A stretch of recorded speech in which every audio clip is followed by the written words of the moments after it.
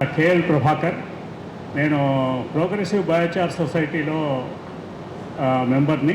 Progressive biochar society president doctor Sai Bhaskar Reddy గారు మనతో ఉన్నారు. తర్వాత మన ఎస్కే గుప్తా గారు సెక్రటరీ ప్రోగ్రెసివ్ బయోచార్ సొసైటీ. తర్వాత Tejas progressive biochar society member. తర్వాత దేవ్రతి మన progressive biochar society member. So వీరందరితోని మనం ఈ బయోచార్ అంటే ఏంటి, బయోచార్ వల్ల మన రైతులకి ఏ విధంగా ఉపయోగం ఉంది, సో దీని గురించి మనం తెలుసుకుందాం. సీఎం గారు కేసీఆర్ గారు కూడా కొన్ని టన్నుల బయోచారు వారు తెప్పించుకొని వాడుతున్నట్టు తెలిసింది. అంటే ఇంకా తెలియదు, ఒకరొకరు నడుపుకుంటూ పోతే ఎంతమంది వాడుతున్నారు అనేది మనకు తెలియదు. కానీ చాలామంది దీని పట్ల అవగాహన పెంపొందించుకొని వాళ్ళకున్న కొంచెం అండర్స్టాండింగ్ తోటి, లేదా మేము ఈ మధ్యన చాలా అవగాహన ట్రైనింగ్లు అది పెడుతున్నాం, నెట్వర్క్ మీటింగ్లు కానీ అవగాహన కానీ, లేదా యూట్యూబ్ ఛానళ్ళ ద్వారా కానీ ప్రెస్ మీడియా అందరు కూడా దీనికి దోహదం చేస్తారు. ఇక్కడ back to roots Srinivas Reddy గారు ఉన్నారు, వారు కూడా ఈ కవర్ చేసిన అంశాలు, అట్లనే రైతు నేస్తం వాళ్ళు చాలామంది కవర్ చేస్తారు. సో ఒకంగా ఇది అందరు కూడా ప్రాక్టికల్గా చేస్తున్నారు, దాని గురించి తెలుసుకుంటారు. తర్వాత పెద్ద ఎత్తున దాన్ని వాళ్ళ పొలాలలో ఇంప్లిమెంట్ చేస్తున్నారు. ఇది చాలా ఎస్పెషల్లీ జహీరాబాద్ అటు సైడ్ పోతే మనకు లోకల్గా తయారు చేసి అప్లై చేసే వాళ్ళు మన రైతులు పత్తి కట్టెతోటి ఇప్పుడే ప్రభాకర్ గారు చెప్పారు. అది పెద్ద ఎత్తున కొన్ని వేల టన్నులలో అక్కడ అడాప్షన్ ఆల్రెడీ అవుతుంది. ఈవెన్ నూజివేడి సీడ్స్ వాళ్ళకు కూడా వాళ్ళకి బై ప్రోడక్ట్, వాళ్ళు విత్తనాలను వేడి చేయడానికి ఒక గ్యాస్ ఫైర్ పెట్టుకుంటారు. అందులోకి వచ్చే బొగ్గుని వాళ్ళు కార్బన్ క్రెడిట్ ద్వారా ఫ్రీగా ఇయ్యనికి రెడీగా ఉన్నారు.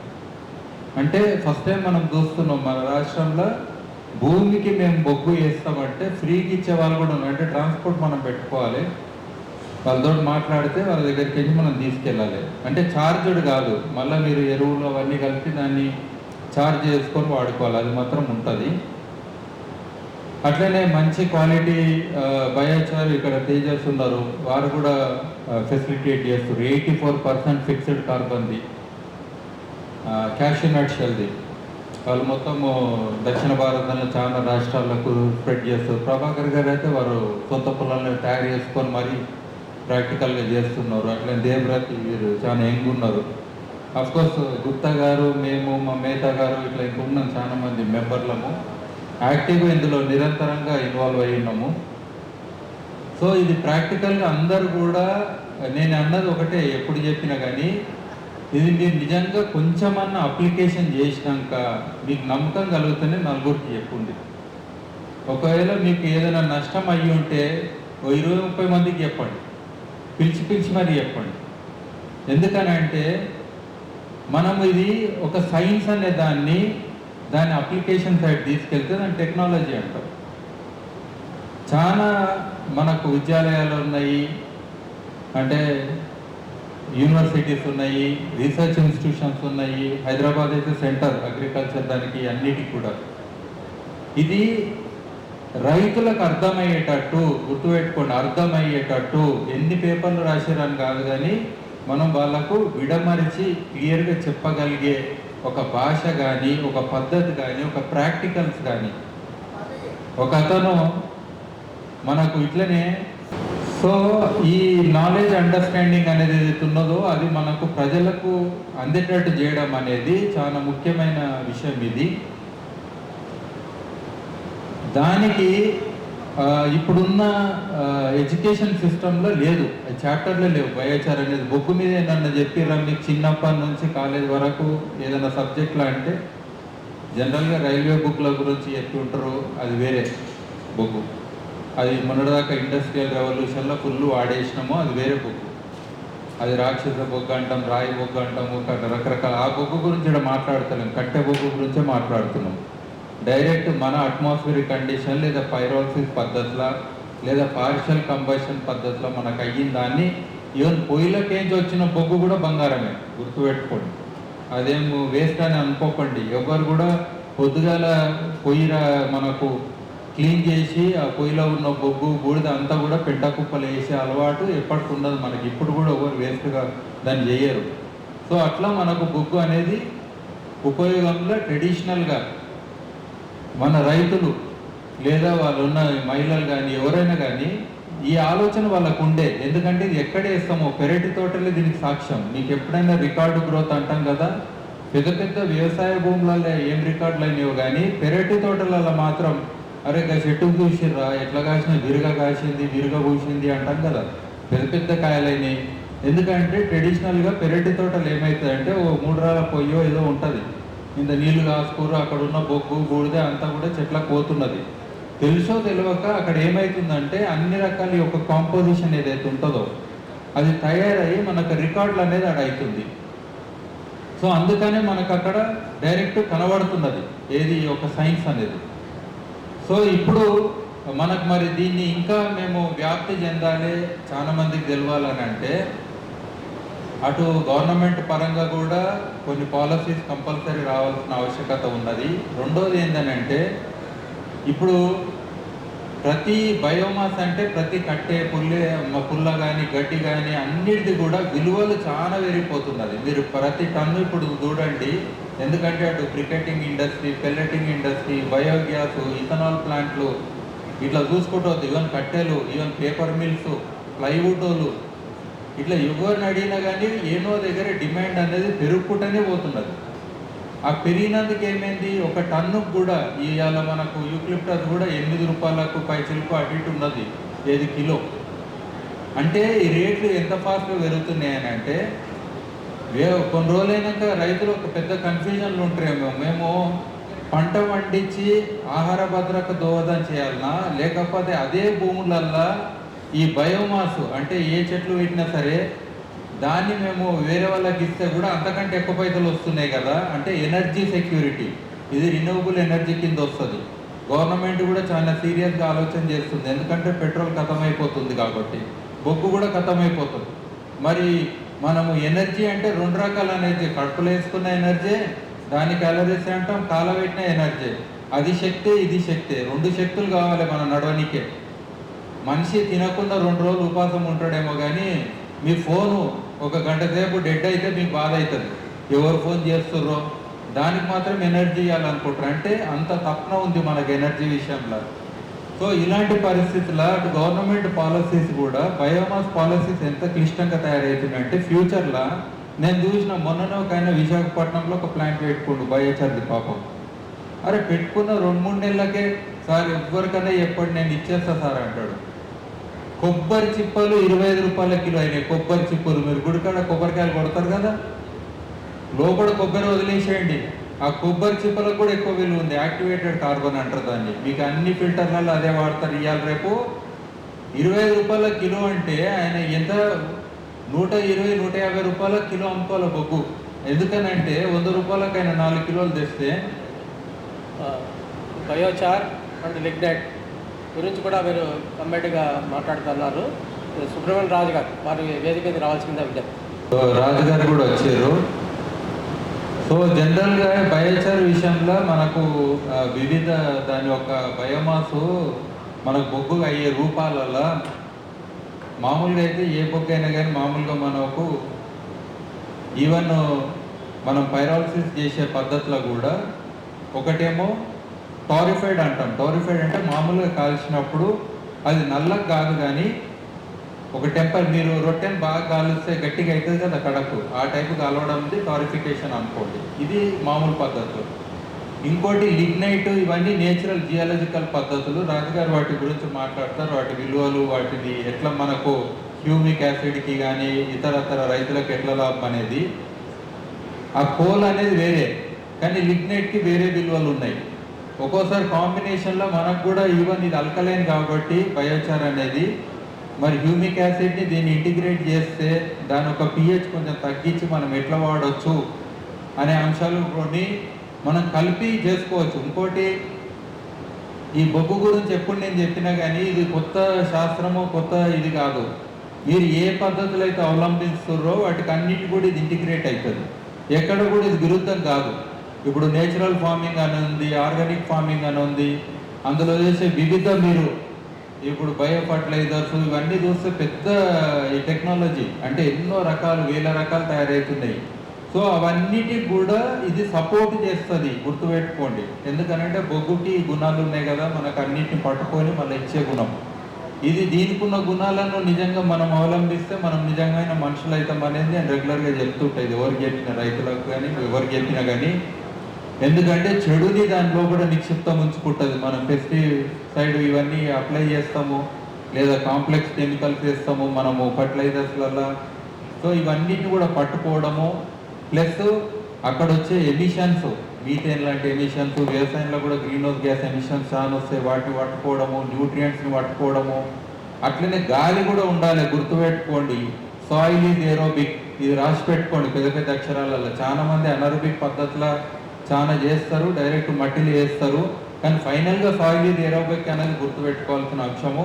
కాబట్టి మనం బొగ్గు ఎప్పుడైతే ఎరువులు ఇంటిగ్రేట్ చేసి ఇవ్వాలని అన్నప్పుడు డెఫినెట్గా రెండింటిని కూడా ఏరోబిక్ పద్ధతిని కంపోస్టింగ్ చేసి మనము భూమికి ఇవ్వాలనేది పాయింట్. ఇది 100% గుర్తుపెట్టుకోవాలి. ఎందుకంటే ప్యాథోజన్స్ ఇవన్నీ కూడా తక్కువ ఉండాలనేది ఇంకోటి ఇందులో సూక్ష్మజీవులు కానీ, అటు ఫంజీ కానీ ఇవన్నీ కూడా చాలా పెంపుదల అవుతుంది. అవి పెంపుదల అయినప్పుడు మంచివి ఉంటాయి, చెడ్డవి ఉంటాయి. మరి చెడ్డవి అనేది రావద్దు కదా, ఇది చాలా ముఖ్యమైన అంశం కాబట్టి. సో ఇక్కడ దాని ప్రాసెస్ ఎట్లా చేయాలి, మీరు డైరెక్ట్ ఏదైనా గుంతలో తీసి ఇంత బొక్కేసి అందులో ఆయిరు ఈరు వేసి దాన్ని అక్కడనే కొన్ని రోజులు పెట్టి దాన్ని తీసుకెళ్ళి మేము వేస్తామంటే అట్లా కాదు, కొంచెం ఆలోచన చేయాలి. దీని గురించి నేను చాలాసార్లు ఎక్స్ప్లెయిన్ చేసిన, ఎందుకు మనకు ఏరోబిక్ అనేది ఇంపార్టెంట్. ఈవెన్ మనుషులకు దేవుడు ముక్కిచ్చుండు, ముక్కుతోటి వాసన చూసి కూడా మీరు చెప్పొచ్చు మంచి చెడు అనేది. ఆ మాత్రం అయితే మనకు నాలెడ్జ్ ఉంటుంది కదా. సో అట్లా కూడా మనం ఫాలో చేస్తే కూడా డెఫినెట్గా అది మంచి మైక్రోబ్స్ ఏడుంటాయి అనేది, దాని వాసన ఎట్లుంటుంది అనేది, ఈ చిన్న యాక్చువల్గా ఇవన్నీ ప్రాక్టికల్స్. అందుకే రైతులకు ఇట్లాంటి హాల్లో నాకు అవగాహన ఇచ్చుడు కంటే తీసుకొని ఏ చెట్టు కింద కూర్చోబెట్టి ఆడ ప్రాక్టికల్ చేసుకుంటా మంచిగా మాట్లాడితే మంచిగా అనిపిస్తుంది. ఎందుకంటే ఇలాంటి ట్రైనింగ్లు వేల మందిని కూర్చోబెట్టి ప్రవచనాలు ఇచ్చినట్టు చెప్పుకుంటూ పోతే అదేదో రామాయణ మహాభారతం లెక్క బాగానే ఉంటుంది, కానీ ఆచరణ చేయనికే ఉంటుంది. గుర్తుపెట్టుకోండి, ఆచరణ చేసినట్టు దించాలంటే ప్రాక్టికల్ అప్రోచ్లో ఫీల్డ్ లెవెల్లోనే సాధ్యమవుతుంది. అందుకే నేను దాదాపుగా మీరు నా ఏ వీడియో చూసినా కానీ ఎక్కువ మటుకు ఫీల్డ్ లెవెల్ ఓరియంటేషన్గా ఉంటాయి. 3 రోజులు అక్కడనే కూర్చోబెట్టాల్సి వస్తుంది. గంటకేదో వచ్చి మీద చెప్పి చాయ్ పే చర్చ అన్నట్టు మీద మాట్లాడుకోతే అయ్యేది కాదు. ఇది ఒక మహా ఉద్యమం, మీరు నమ్ముతారో లేదో. ఇది ఫ్యూచర్ కోసం మనం చేస్తున్న ఒక తపన, లేకపోతే మన పిల్లలకి ఇచ్చేది ఏం లేదు. అటు ఇత్తనం మనది కాదు, మనం తాత ముత్తాతలు ఇచ్చిన ఇత్తనం ఎక్కడో కొట్టుకోపోయింది. ఏదో విత్తనాలు పట్టుకొని ఆ విత్తనాలు మనదని, మన భూమి అని ఫీల్ అవుతున్నాం, కానీ మన మట్టి మనది కాదు. సో ఈ మట్టిని కూడా మనము పనికి రాకుండా ఫ్యూచర్ తరాల గీయడం అనేది ఇల్లాజికల్ అవుతుంది. ఎందుకంటే ఒక్క రోజులో మట్టి తయారు అనేది మీకు తెలుసు, కొన్ని వేల సంవత్సరాలు, లక్షల సంవత్సరాలు అయితే కొంచెం మట్టి తయారవుతుంది. మరి ఆ మట్టిని మనము రిజ్యూనేట్ చేయడము, రిక్లైన్ చేయడము, డిగ్రేడెడ్ సాయిల్స్ పెరుగుతున్నాయి, అటు చౌడు భూములు పెరుగుతున్నాయి. ఇది మనం అగ్ని అంటాం కదా, అడవిలో అగ్గి పడ్డట్టు అంతకంటే ఘోరంగా అవుతున్నది. క్లైమేట్ చేంజ్లో మరి ఏ పంటలు కూడా తట్టుకునే పరిస్థితి లేదు. మరి ఇవన్నిటి కూడా మనము ఎట్లా దీనికి సెక్యూర్ చేయాలనే దానికి పద్ధతులు అన్నట్టు. సో ఇప్పటి నుంచి మనం రైతులు అంటే ఇప్పుడు నేను చూస్తున్న మామూలుగా టెక్నాలజీ ఫుల్ వాడేస్తారు. డ్రోన్ గీని ఎవరు వాడుతారు, పెళ్లిళ్ళలో వాడేది డ్రోన్కి ఇంత డ్రోన్ ఉంటుంది, మనోళ్ళు వాడేది అంత పెద్దగా ఉంటుంది. అంటే టెక్నాలజీ పరంగా ఈవెన్ యూట్యూబ్ ఛానల్ కానీ, వారు ఆన్లైన్ లెర్నింగ్ కానీ, ఈవెన్ పదాలు కూడా కొత్త పదాలు ఎంత ఫాస్ట్గా నేర్చుకుంటారంటే రైతులు. ఎవరు లర్నింగ్ పర్సన్ ఎవరైనా ఉండంటే రైతులే. అందుకే పిహెచ్డి ఇచ్చేది ఉంటే 5 ఏళ్ళు వ్యవసాయం చేసిన వాళ్ళకి ఇవ్వాలని నేను అంటాను. ఎందుకంటే ప్రాక్టికల్గా అన్ని సైన్సులు చదివి వ్యవసాయం చేయడానికి వాళ్ళు కూర్చున్నారు. ఆ ఛాలెంజ్ని తీసుకొని గుర్తుపెట్టుకోండి. నేను వ్యవసాయం చేయని వాళ్ళంతా ఈ ఛాలెంజ్ వద్దనుకొని పారిపోయిన వాళ్ళే ఉన్నమాట, అది కూడా చెప్తున్నాను. సో కాబట్టి ఫ్యూచర్ గురించి మనం వచ్చే 30, 40, 50 ఏళ్ళు, ఇంకా ఫ్యూచర్లో 100 ఏళ్ళు అనుకోండి మినిమం. ఇప్పుడైతే దేశంలో అప్పులే మిగులుతున్నాయి కదా, పర్యావరణం అయితే మొత్తం పోయింది కదా. మరి ఈ పరిస్థితుల్లో సస్టైనబిలిటీ అనేది ఎట్లుంటుందని అంటే బయోచార్ ఒక్కటే దీనికి మూలం. అటు మీకు మట్టి మంచిగా చేస్తుంది, ఇటు గాలిని మంచిగా చేస్తుంది. క్లైమేట్ చేంజ్ మిటిగేషన్కి this is the best geo engineering solution అని ఐక్యరాజ్య సమితి కూడా చెప్పేసింది. ఇంతకంటే మంచిది ఇంకేం లేదు. ఇప్పుడు కూడా నేను చెప్తున్నా, మామూలుగా మీరు సంవత్సరానికి 1 టన్ను బొగ్గు మీరు ఒక గణేశుని లెక్క చేసి ఒక నీటిలో ఇమ్మర్షన్ చేసినా మీ ఆ సంవత్సరం ఎంతైతే ఎమిషన్స్ చేస్తారో, విడుదల చేస్తారో వాయువులు పర్యావరణ హానికరము, అవన్నిటికీ మీకు ప్రాయశ్చితమైనట్టే. అట్లా మనము సాల్వ్ చేసుకునేటట్టు ఈ సొల్యూషన్స్ ఉన్నాయి. సో కాబట్టి ఫ్యూచర్ కోసం మనం నిజంగా తపన పడితే, ఇప్పుడున్న సిస్టమ్ని నిజంగా కూడా రెక్టిఫై చేయాలంటే, తప్పులు అయితే అయిపోయినాయి, అదన్నీ పక్కన పెడదాము, దాన్ని మంచిగా చేద్దాము, దాన్ని ముందడు తీసుకెళ్దామని అనుకుంటే డెఫినెట్గా బయోచార్ ఒక పర్ఫెక్ట్ వ్యవస్థ. మరి ఇక్కడ రైతులకు అన్ని అవకాశాలు ఉన్నాయి. మీ దగ్గర ఏ వ్యర్థాలు ఉన్నా కానీ ఒక చిన్న రైతు అయినా సరే దానికి ఒక సింపుల్ టెక్నాలజీ, పెద్ద పెద్ద కొనే అవసరం లేదు టెక్నాలజీ. ఒక పిట్ మెథడ్ అని అంటాం, ఈవెన్ టీఎల్యూడి మెథడ్ అని, మామూలుగా పైర్ మెథడ్ అంటే మామూలుగా మనం చితి వేర్చినట్టు కట్టెలు వేర్చి కూడా దాని మీద కాలబెడితే కూడా బొగ్గు తయారవుతుంది. అప్పటికప్పుడు ఒక అర్ధ గంటల నుంచి గంట లోపల కూడా బొగ్గు తయారయ్యే సిస్టంలో మనకున్న వెంటనే తీసుకొని 10 సార్లు కాలబెట్టుకోవచ్చు. ఇప్పుడే 2000 టన్నులు మనోళ్ళు మొన్న మొదలు పెట్టిరు, 1 మంత్ అయ్యింది.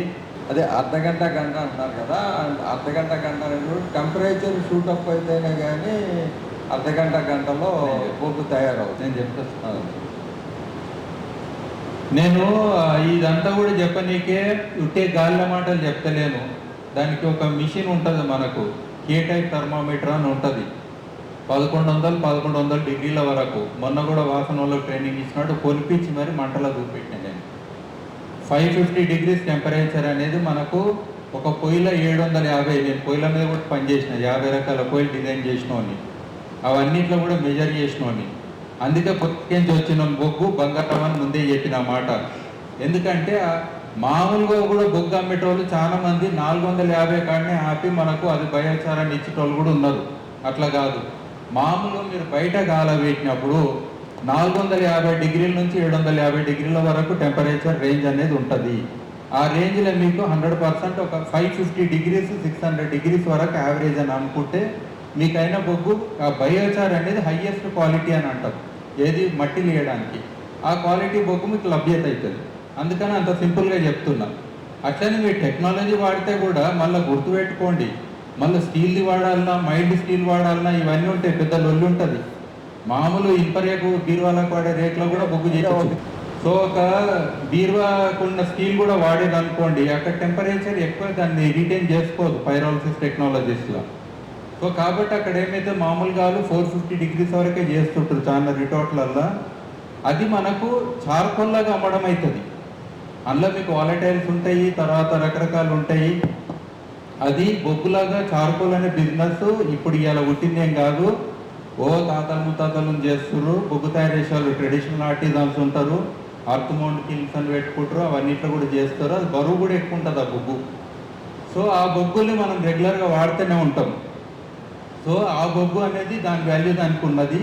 దాని మీద కొంచెం టెంపరేచర్ ఎక్కువ చేసినప్పుడు మనకు వచ్చే బొగ్గు బయోచార్ అని అంటాం. జనరల్గా గుర్తుపెట్టుకోండి. ఎవరికైనా 2 పీసులు పెట్టినప్పుడు ఇదేంటి అదేంటి అని చెప్పే ఉంటే, ఎవరైనా నిజంగా ఉంటే నాతో మాట్లాడమనండి. అలా కాదు, ఇదిగేం ఉండదు. అట్లా అని చెప్పి నేను శాంపుల్ పంపిస్తే ఓ అప్రాక్సిమేట్ అనాలిసిస్ చేయని కూడా 2500. ఏ రైతు పట్టుకుపోతాడు అది మళ్ళీ శాంపుల్స్ పోనీ. ఒక ఆయన అడిగిన ఇలాంటి పైరాలసిస్ యూనిట్ పెడితే 8000 యూరోలు అంట. యూరోస్ అంటే ఇంటూ 80-90 రూపాయలు వేసుకోండి. అది కొన్ని వేల రూపాయలు అయితే కానీ మనకు ఒక శాంపుల్ టెస్ట్ చేసేటట్లేదు యూరోపోల్ అయితే, అంటే ఒక స్టాండర్డ్ అండ్ పనికే. సో కాబట్టి మినిమం మీరు ఏంటంటే మీ దగ్గర ఉన్న బొగ్గుని ఫస్ట్ బేసికల్ చేసుకొని టెస్ట్ చేసుకోండి. చెట్లు చెప్తాయి ఫస్ట్ మాట, అది గుర్తుపెట్టుకోండి. సాయిల్ టెస్టింగ్ శాంపుల్ ఇవన్నీ పక్కన పెట్టేసేయండి. మీరు మట్టిలు వేసినప్పుడు మీ చెట్టు గ్రో అయితే, మీ చెట్టుకు నిజంగా ఈల్డ్ వస్తే అది వాడడానికి మీకు అవకాశం ఉందని అనుకోండి. మీకు అది రాలే అనుకోండి, పక్కన పెట్టేసేయండి. అసలు బయోచార్ అనే పదమే వాడకండి. నేనేం వాడమని అంటలేను. ఇంతమంది ఎవరైతే నిజంగా ఇక్కడ ఉన్న వాళ్ళు అందరు ఉన్నారో అందరు కూడా వాడే మాట్లాడేటోళ్ళు, వాడకుండా ఉత్తగా నీతులు చెప్పేటోళ్ళు, ఆన్లైన్లో డౌన్లోడ్ చేసి ఈ యూట్యూబ్ చూసి ఆ యూట్యూబ్ చూసి కన్ఫ్యూజన్ అయ్యి చెప్పేటోళ్ళు కాదు. అది చాలామంది ఉంటారు, వేరే టైప్ ఉంటారు. ఇంకోటి పెద్ద పెద్ద సైంటిఫిక్ పేపర్లు చదివితే కూడా వాళ్ళు ఏదో ఒక అంశం మీద రీసెర్చ్ చేసి ఉంటారు. హోలిస్టిక్ ఒక రైతు లెక్క ఇంటిగ్రేటెడ్గా వాళ్ళు చేసి ఉంటారు. రైతు ఏం చేస్తాడంటే ఇంటిగ్రేటెడ్ అనే దాంట్లో ఉంటాడు. అన్ని సైన్సెస్ ఆయనకు ఒక దగ్గరికి అయితే 4 పశువులు ఉంటే సరే బొగ్గులు ఆ పశువుల ఎరువులు వేస్తే ఏమవుతుంది, లేదా దాని కంపోస్ట్లో ఏమవుతుంది, ఫార్మేడ్ మెన్యూర్లు వేస్తే ఏమవుతుంది. సో ఇట్లా రకరకాల పద్ధతులు ఉంటాయి. ఇవన్నీ ఇంటిగ్రేట్ చేసుకొని వాళ్ళు అడాప్ట్ చేసుకుంటారు. సో ఇట్లా మనం రైతులకు ఫ్లెక్సిబుల్ ఇచ్చి వాళ్ళని ఒక రీసెర్చర్ లాగా గుర్తిస్తే అప్పుడే సైన్స్ ముందడుకోతుంది. నేను సైంటిస్ట్ అని చెప్పి మీకేం చెప్పేది ఏం లేదు. 2 దశాబ్దాల నుంచి నేను చెప్పుకుంటూ వచ్చిన, ఈరోజు వింటున్నారు. టైం అయితే పడుతుంది కదా, మంచి విషయాలకు టైం పడుతుంది, గుర్తుపెట్టుకోండి. సో ఆ టైం ఇప్పుడు వచ్చింది. ఎందుకంటే ఇటు మనం కాదు, అటు ఐక్యరాజ్య సమితి కానీ అంతర్జాతీయంగా చాలా దేశాలు కూడా ఈ గ్లోబల్ వార్మింగ్ క్లైమేట్ చేంజ్లో ఏం చేయాలనే దాంట్లో ఇంకే సొల్యూషన్ దొరకక ఆహార భద్రతల నేచురల్ ఫార్మింగ్ పాలసీ ఎందుకు వచ్చింది, అట్లే బయోచార్ పాలసీ కూడా వస్తుంది, తప్పది. ఎందుకంటే గవర్నమెంట్స్ కూడా అడాప్ట్ చేసుకోవాల్సిందే. అటు చాలా డెవలప్డ్ కంట్రీస్ కూడా అడాప్ట్ చేసుకున్నాం. మరి గ్రీన్ రెవల్యూషన్ ఏమో అంత ఫాస్ట్గా నూపుకుంటూ వచ్చిర్రు, అక్కడే వరకు లాభమైందని. మరి ఇది ఇలాంటి సస్టైనబుల్ ప్రాక్టీసెస్, ట్రెడిషనల్ ప్రాక్టీసెస్, మరి దీన్ని అడాప్ట్ చేసుకుని అంత కష్టం ఏమవుతుంది? ఐ థింక్ ప్రభుత్వాలు అందరు కూడా దీని మీద ఆలోచన ఆల్రెడీ చేస్తున్నారు, వాళ్ళతో కమ్యూనికేషన్ చేస్తున్నాము. ఇక్కడ మనకు కేవీకే నుంచి విజయగోపాల్ రెడ్డి గారు కూడా వచ్చారు. వాళ్ళు 50 మంది మొన్న మొత్తం వచ్చి ఇంటెన్సివ్గా వాళ్ళు లెర్నింగ్ తీసుకొని ఆల్రెడీ అడాప్ట్ చేసుకొని కంటిన్యూస్గా ఇంకా వాళ్ళు ఇంప్లిమెంటే చేస్తున్నారు. ఏది ట్రయల్ బేసిస్లో గుర్తుపెట్టుకోండి. ఎవరు కూడా దుంకుతలేరు డైరెక్ట్ ఈ తరాన్ని దుంకుమని అంటలేము. ఫస్ట్ ముందు నువ్వు నేర్చుకున్నాక తెలుసుకున్నాక దాన్ని అడాప్ట్ చేసుకోవాలి. సో ఆ ట్రయల్స్ అన్నీ కూడా అవుతున్నాయి. సో కొన్ని వేల మంది ఇప్పుడు ఆ ట్రైన్ అయ్యిండ్రు. ఇంకా అట్లనే మా ప్రోగ్రెసివ్ బయోచార్ సొసైటీ రెగ్యులర్గా నేషనల్ లెవెల్ సెమినార్లు ఇవన్నీ కూడా మేము పెడుతున్నాము. అక్రాస్ ఇండియా ఒకటే ఒక సొసైటీ ఉందంటే అది ప్రోగ్రెసివ్ బయోచార్ సొసైటీ. ఆ ఒక్క సొసైటీ ఈరోజు హయ్యెస్ట్ అవేర్నెస్ చేయగలిగింది దేశం మొత్తంలో, గుర్తుపెట్టుకోండి.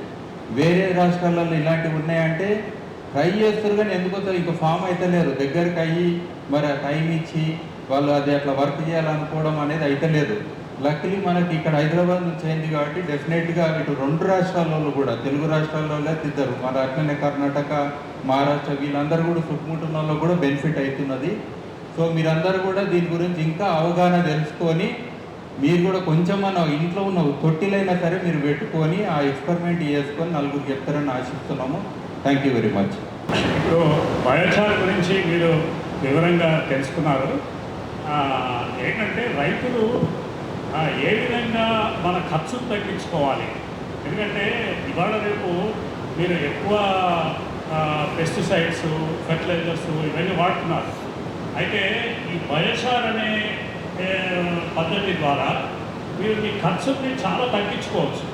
మీ పంట వ్యర్థాన్ని మీరే మీ పంటలకు వేసుకొని దాన్ని మీరు అనవసరమైన ఖర్చుని తగ్గించుకోవడానికి బయోచార్ ఉపయోగపడుతుంది. ఇప్పుడు నేను రాజు గారిని రిక్వెస్ట్ చేస్తున్నా లిగ్నైట్ మీద మాట్లాడాలి. అందరికీ నమస్కారం అండి. బయోచార్ మీద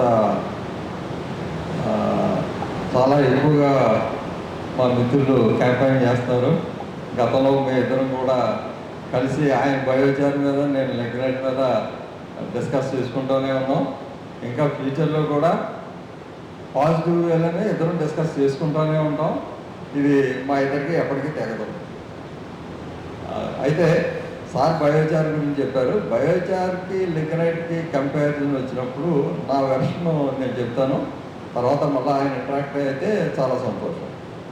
జనరల్గా బయోచార్ చేసే ప్రతి ఒక్కళ్ళు కూడా పైరోలిసిస్ అనే మెథడ్ అనే పేరు మటుకు వాడతారు. అది పైరోలిసిస్ 90% ఎవరు చేయట్లేదు. పైరోలిసిస్ అనే మెథడ్ పేరు మటుకు వాడి ఇది బయోచార్ అని అంటారు. ఆ పైరోలిసిస్ మెథడ్ చేసేటప్పుడు అంటే వితౌట్ ఎయిర్, వితౌట్ ఆక్సిజన్ కండిషన్లో ఇంచుమించుగా జరగడం లేదు. ఓకే, అయినా పర్వాలేదు. రిజల్ట్ అయితే ఇందాక చెప్పారు కదా, రిజల్ట్ వస్తుంది కదా అని అన్నారు. అంటే రిజల్ట్ వస్తుంది కానీ ఎయిర్ మళ్ళీ పొల్యూట్ అవుతుంది. అది నా బాధ, అంతకంటే ఏం లేదు. ఎయిర్ పొల్యూషన్ గురించే నా బాధ. రెండోది, లిగ్నైట్ బిలియన్ టన్స్లో ఉంది. మీరు నేను జియాలజీలో ఇండియాలో బిలియన్ టన్స్లో లిగ్నైట్ ఉంది న్యాచురల్గా అవైలబుల్. ఇప్పుడు రానున్న రోజుల్లో సోలార్ పవర్ గిగావాట్స్లో కొత్త ప్రాజెక్టులు ఎస్టాబ్లిష్ అవుతాయి. ఈ కొత్త ప్రాజెక్టులు అన్నీ ఎస్టాబ్లిష్ అయిన రోజున మొట్టమొదటిగా క్లోజ్ అయ్యే ప్లాంట్ ఏదన్నా ఉందంటే Neyveli lignite corporation. Neyveli lignite corporation ఒక్క నిమిషం నైవేలి లిగ్నైట్ కార్పొరేషన్లో బిలియన్ టన్స్లో మనకి బొగ్గు అనేది ఉంది. బిలియన్ టన్స్, లక్షల కొద్ది టన్నులు. అది దేశం మొత్తానికి సరిపడి ఇవ్వగలిగేంత బొగ్గు మనకి అక్కడ ఉంది. అంటే బొగ్గు చాలా రకాలు ఉంది, కానీ ఇది అగ్రికల్చర్కి ఓన్లీ స్పెసిఫిక్. ఈ లిగ్నైట్లో ఉన్న పాజిటివ్ ఏంటంటే హ్యూమిక్ యాసిడ్, ఫుల్విక్ యాసిడ్ అన్నది న్యాచురల్గా ఉంటుంది. ఎందువల్ల ఉంటుంది అంటే ఇది కూలెస్ట్ ఫైర్లో, కూలెస్ట్ టెంపరేచర్లో, అంటే కూలెస్ట్ టెంపరేచర్ కూడా అనుకో, కూలెస్ట్ ఫైర్ అనే కూలెస్ట్ ఫైర్ కండిషన్స్లో కొన్ని లక్షల సంవత్సరాలు అది ఫామ్ అవడానికి సమయం పట్టింది. అలాంటి కండిషన్స్లో న్యాచురల్గా అందులో ఉన్న ఆకులు అన్నీ కుళ్ళి హ్యూమిక్, ఫుల్విక్ యాసిడ్ ఏర్పడ్డాయి. బయోచార్లో ఆ పరిస్థితి లేదు. న్యాచురల్గా ఉండేటువంటి హ్యూమిక్, ఫుల్విక్ అనేది బయోచార్లో లేదు. ఇది లిగ్నైట్కి బోనస్ పాయింట్. అందుచేత రెండు ఒకటే రేటు అయ్యి రెండు ప్రజలకు అందుబాటులో ఉండి బయోచార్ కంటా లిగ్నైట్ యూజెస్, ప్రాపర్టీస్ బాగున్నప్పుడు లిగ్నైట్ని ఎందుకు ప్రమోట్ చేయట్లేదు అన్నదే నా తపన. లిగ్నైట్ pH వాల్యూ బయోచార్ కంటే తక్కువ ఉంది, 6.5 అప్రాక్సిమేట్గా. అలాంటప్పుడు ఆల్కలైన్ సాయిల్స్కి ది బెస్ట్ సాయిల్ రికమెండేషన్గా మనం వాడతాం. అలాగే ఈ లిగ్నైట్ తోటి వర్మీ కంపోస్ట్, బయో ఫెర్టిలైజర్స్ వీటిని కలిపి ఇచ్చి మనం మొక్కలకి ఇచ్చినప్పుడు చాలా అద్భుతమైన రిజల్ట్స్ వచ్చింది. మీకు బయోచార్లో చేసినా కూడా అలాంటి రిజల్ట్స్ వస్తాయి. మళ్ళీ రెండింటినీ కంపేర్ చేసి అది కూడా చేస్తాం ఈ మధ్యన. మీరు చెప్పిన బయోచారు, కంపోస్టు ప్లస్ బయో ఫెర్టిలైజర్స్ కొన్ని ఎకరాలకి,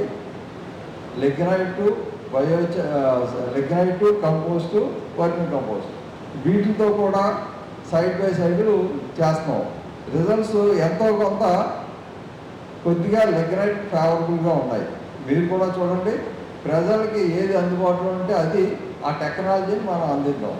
ఇందులో వేరియేషన్ ఏమీ లేదు.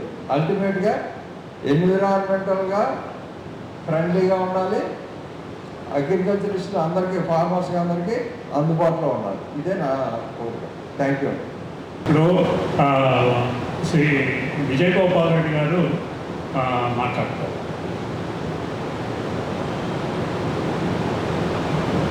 అందరికీ నమస్కారం.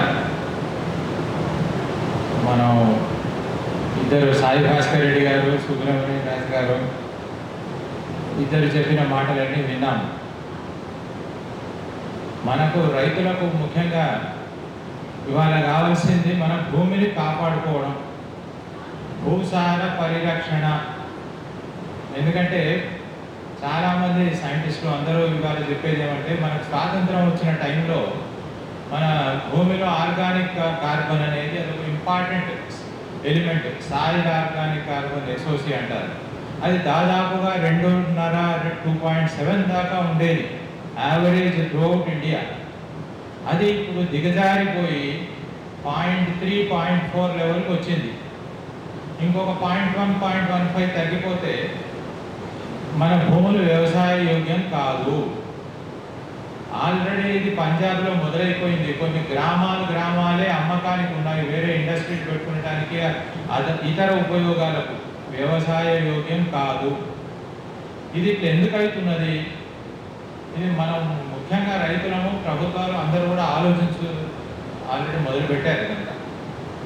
ఎందుకంటే మనం పంటలు తీసుకుంటున్నాం, చాలా చోట్ల నీళ్లు, కాళేశ్వరం నీళ్ళు వచ్చిన తర్వాత మా దగ్గరనైతే 2-3 పంటలు, వరి తర్వాత వరి, వరి తర్వాత వరి, అదే తీస్తున్నాం. తీసిందంతా బయటికే పోతున్నది. పాతకాలంలో పశువులు ఉండేది, అవి పెంటలు ఇవన్నీ మళ్ళీ భూమికి వెనక్కి ఇచ్చేదంటూ ఉండేది. ఇప్పుడు మనం ఇచ్చేది ఓన్లీ గుళికలు, యూరియా మందులు, డిఏపీలు ఇవి మాత్రమే భూమికి ఇస్తున్నాం. మిగతా అన్నీ తీసుకుపోతున్నాం. సారం అంతా పోయి అందులో ఏమీ మిగిలిపోతూ లేదు. సారం అనేదే కాకుండా ముఖ్యంగా మనకు కావాల్సింది భూమిలో ఉండే జీవరాశి, బయోడైవర్సిటీ ఇన్ ద సాయిల్. పైన ఒక శ్రీకృష్ణుడు వెనకట రోడ్లో భూగోళాన్ని చూపెట్టిండండి ఏదో అంటారు కదా, అట్లా మట్టిలో ఉన్నంత బయోడైవర్సిటీ మొత్తం ప్రపంచం మనం స్పేస్లో కూడా లేదు అంత ఉంటుంది. అటువంటి దాన్ని మనం మొత్తం కెమికల్ ఫర్టిలైజర్లు, పెస్టిసైడ్లు దున్ని, ఈ దున్నకం కూడా ఒకటి. ఎందుకంటే దున్నిన తర్వాత ఎండబడుతుంది, ఉన్న మైక్రోబ్లన్నీ చచ్చిపోతాయి. అందుకే ఇప్పుడు ప్రకృతి పరంగా వచ్చిన వాళ్ళు దున్నడం తక్కువ చేయండి, ఆచ్ఛాదనము ఎప్పటికీ మాయిశ్చర్ ఉండాలి అనేది మళ్ళీ చెప్తున్నారు. ఇప్పుడు అట్లా మనకు అందులో మైక్రోబియల్ డైవర్సిటీ అనేది మొత్తం మైక్రోబ్స్ జీవరాశి అంతా భూమిలో నుండి పోయింది. మళ్ళీ మనం దాన్ని భూమిని, భూసారాన్ని పరిరక్షించుకోవాలి అనేది ఎట్లా? ఇప్పుడు వీరు ఇద్దరు చెప్పిన విధానాలు మనకు మంచివే. ఎవరికి ఏది అందుబాటులో ఉంటే, బయోచార్ అందుబాటులో ఉంటే బయోచార్ వాడుకుందాం, లిగ్నైట్ అందుబాటులో ఉంటే లిగ్నైట్ వాడుకుందాం. ఈ రెండిటికి బయోచార్ కానివ్వండి, లిగ్నైట్ కానివ్వండి ఒకేలా తయారైంది. అడవులు వేల సంవత్సరాల క్రితం అడవులు భూమిలో కలిసిపోయి బొగ్గైపోయినాయి. అది అందరికీ తెలిసిన విషయమే. బయోచార్ను మనం కృత్రిమంగా ఇవాళ అదే ప్లాంట్ మెటీరియల్ నుండి బయోచార్ చేస్తున్నాం. టైం లిగ్నైట్ తయారయ్యడానికి వేల సంవత్సరాలు పట్టింది, బయోచార్ చేయడానికి చాలా తక్కువ టైంలో చేస్తున్నాం. అందులో చిన్న చిన్న తేడాలు ఉన్నాయి, దీని అడ్వాంటేజ్ దానికి, దాని అడ్వాంటేజ్. కాకపోతే రైతులు మనం వచ్చేసరికి ఏది అందుబాటులో ఉంటే దాన్ని ఉపయోగించుకుందాం. వాటిని ఉపయోగించుకునే దేని కొరకు? ఎంత తొందరగా మనం సాయిల్ ఆర్గానిక్ కార్బన్ పెంచుకొని భూసారాన్ని కాపాడుకోవడానికి. కాబట్టి నేను మన రైతు మిత్రులందరికీ అప్పీల్ చేసేది ఏమంటే, భూసారాన్ని కాపాడుకొని మనం దాంట్లో ఉత్పత్తి అయ్యేటువంటి మొదలు మొక్కల ప్లాంట్ హెల్త్, ఆ తర్వాత న్యూట్రిషన్ హెల్త్, మనుషుల హెల్త్, ఎన్వైరన్మెంట్ హెల్త్, ఇవన్నీ కూడా మన చేతిలో ఉన్నాయి. సో వీటిని రక్షించుకుని ఈ దిశగా కూడా ఆలోచించాలని మాట్లాడిన ఇద్దరు వక్తలు, ఈ రెండు ఫీల్డ్స్లో సాయి భాస్కర్ రెడ్డి గారు, ఆయన మూవింగ్ ఎన్సైక్లోపీడియా అండ్ బయోచార్, మనకు సుబ్రహ్మణ్యరాజు గారు లిగ్నైట్ అనే దాని ప్రక్రియను ఆర్గానిక్ ఫార్మింగ్లో బాగా ఉపయోగించే దాంట్లో ఆయన నిష్ణాతుడు. ఇద్దరి మంచి ఎలిమెంట్స్ మనం తీసుకొని వాడుకలో ప్రయోగించుకుందాం. థ్యాంక్ యూ విజయ్ గోపాల్ రెడ్డి గారు.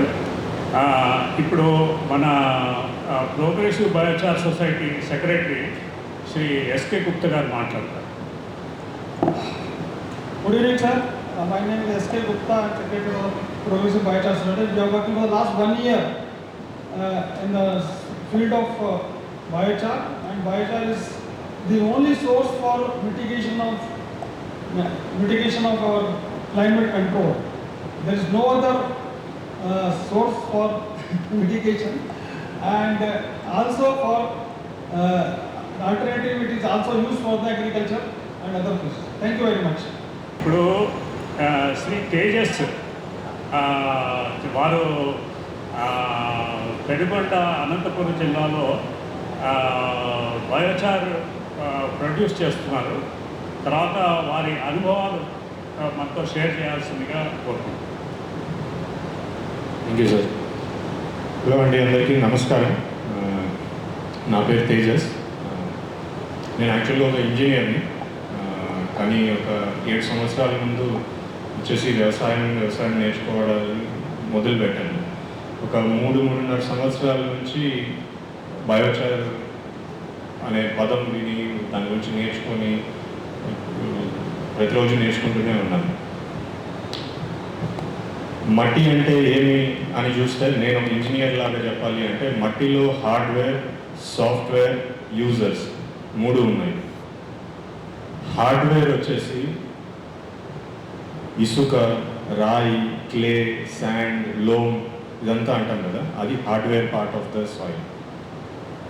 సాఫ్ట్వేర్, మట్టిలో ఉండాల్సిన సాఫ్ట్వేర్ ఏమి అని చూస్తే, ఇందాక విజయ్ గోపాల్ రెడ్డి గారు చెప్పినట్టు soil organic matter, soil organic carbon. Soil organic carbon is part of soil organic matter. చనిపోయిన చెట్టు, చనిపోయిన పురుగు ఇవన్నీ కలిపి సాఫ్ట్వేర్ లాంటిది అనమాట. Not just software but battery also.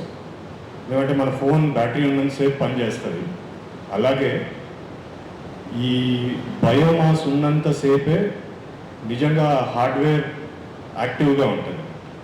So that's the software side of the biochar అనమాట. ఇప్పుడు యూజర్స్ వచ్చేసరికి ఫోన్లో సాఫ్ట్వేర్ ఉంటే సరిపోదు, ఎవరో ఒకరు వాడాలి, లేదంటే దానికి విలువ ఉండదు. సో అలా సూక్ష్మజీవులు, bacteria, nematodes, fungus, protozoa and రైతు అల్టిమేట్లీ వీళ్ళందరూ యూజర్స్ ఆఫ్ ద సాయిల్ అన్నమాట. సో సాయిల్లో మనం నేర్చుకొని యూజర్స్ని వెనక్కి తీసుకురావచ్చు, బ్యాక్టీరియాని వెనక్కి తీసుకురావచ్చు, ఫంగస్ వెనక్కి తీసుకురావచ్చు. సాయిల్లో సాఫ్ట్వేర్ ఇంపార్టెన్స్ తీసుకొని ఆర్గానిక్ మ్యాటర్ని వెనక్కి తీసుకురావచ్చు, ఆర్గానిక్ కార్బన్ పెంచే ప్రయత్నాలు చేయొచ్చు. కానీ కొన్నిసార్లు హార్డ్వేర్ లెవెల్లో అప్గ్రేడ్ చేసుకోవడానికి మనకి ఏమీ ఆస్కారం లేదనమాట బయోచార్లో. One of the few known ways to bring hardware upgrade తీసుకురావడానికి తెలిసిన వన్ ఆఫ్ ద ఫ్యూ పద్ధతులు బయోచార్ అనమాట. బయోచార్ ఏం చేస్తుంది అంటే సాయిల్ స్ట్రక్చర్ని మారుస్తుంది, పిహెచ్ని బ్యాలెన్స్ చేస్తుంది, జీవులు ఉండడానికి వసతి కల్పిస్తుంది. ఇప్పుడు మనం ఇదే కొంచెం అట్లా 10 అడుగులు పక్కకి వెళ్ళి చేయాలి అంటే చేయలేము, ఎందుకంటే ఎండబడి మాడిపోతుంది. సో అలా ఉండడానికి సూక్ష్మజీవులు ఉండడానికి వసతి కల్పిస్తుంది. బయోచార్లో ఇన్ఫైనైట్ సర్ఫేస్ ఏరియా ఉంటుంది, అంటే ఉపరితలం. సో ప్రతి ఒక్క స్క్వేర్ నానోమీటర్, అంటే అంత చిన్న సూక్ష్మజీవి దగ్గర పోయినా కూడా అక్కడ ఒక స్లైట్ చార్జ్ ఉంటుంది, బికాస్ ఆఫ్ విచ్ అది న్యూట్రియంట్స్ని పట్టుకోగలదు. సో ఆ స్కేల్లో న్యూట్రియంట్స్ని నిల్వ పెట్టే శక్తి బయోచార్కి ఉంటుంది. కాబట్టి మీ పాత నోకియా ఫోన్ని ఇప్పుడు కొత్త ఐఫోన్ చేసినట్టు అవుతుంది. బయోచార్ మట్టికి వేస్తే ఒక చెడిపోయిన మట్టికి ఒక హార్డ్వేర్ అప్గ్రేడ్ ఇచ్చినట్టు ఉంటుంది. So that's very important. And soil organic matter, soil organic carbon కూడా ఇంపార్టెంట్, యూజర్స్ కూడా important. So we have a very good chance at improving soil అన్నమాట. అది కాకుండా we are in the era of climate change. గట్టిగా ప్రయత్నించి గాలిలో ఉన్న carbon డైఆక్సైడ్ని తీసేయకపోతే hardly a few decades of life ఉంది ప్లానెట్ మీద. So one of the known effective ways ఈ కార్బన్ డైఆక్సైడ్ని తీసేయాలి అంటే we have biochar. And we have a very good permanence of biochar కూడా. ఒకసారి దాన్ని కరెక్ట్ కండిషన్స్లో తీసి పెట్టామంటే పోయిన సంవత్సరం గాలిలో ఉన్న కార్బన్ డైఆక్సైడ్ రేపు పొద్దున మన చేతుల్లో ఉంటుంది, 1000 సంవత్సరాలైనా అలాగే ఉంటుంది. సో ఇది nothing short of A super power. And ఇది ఏదో పెద్ద ఎంఎన్సీల చేతిలోనే కాకుండా ఒక రైతుకు నేర్పించే లాంటి టెక్నాలజీ కూడా. సో అందువల్ల it's a very important tool we have. Not just మన ఆహారాన్ని, మట్టిని కాపాడుకునేకే కాకుండా మన ప్లానెట్ని కాపాడుకోవడానికి కూడా it's a very good tool. So thank you. And ఇక్కడ ఉన్న వాళ్ళందరూ నా గురువులు. Saibhaskar Reddy sir is a very good friend and a mentor for us. So really thank you for this opportunity. I hope more people will understand what the importance of biochar is and take it up in your daily lives. Thank you. Thank you Tejas. ఇప్పుడు మన ఇంకొక సభ్యురాలు రేపటి madam వారి అనుభవాల గురించి మాట్లాడారు. Hello everyone. My Telugu is not very clean. I am yet learning, so I will be speaking in English. And all the senior speakers and Tejas also have spoken very beautifully about biochar, so I will not go into that details anymore. I will thank PBS because they have been relentlessly trying to promote awareness about biochar. I have taken part in almost all of their programs which have been happening since last 2 years. And I will say that the farmers of Telangana have started to use biochar, promote biochar and produce biochar, but still there is a lot of scopes, especially in the field of horticulture and plantations. So we must promote it not only as a part of agriculture, but we should also promote it as a good horticultural tool. Especially in the urban settings, there is a huge dearth of good quality soil, and biochar can serve can help in an extensive manner especially in a state like Telangana where water is a huge problem and Telangana is a drought-prone zone. So biochar can be really helpful in that manner. So on that note, I end my speech. Thank you everyone.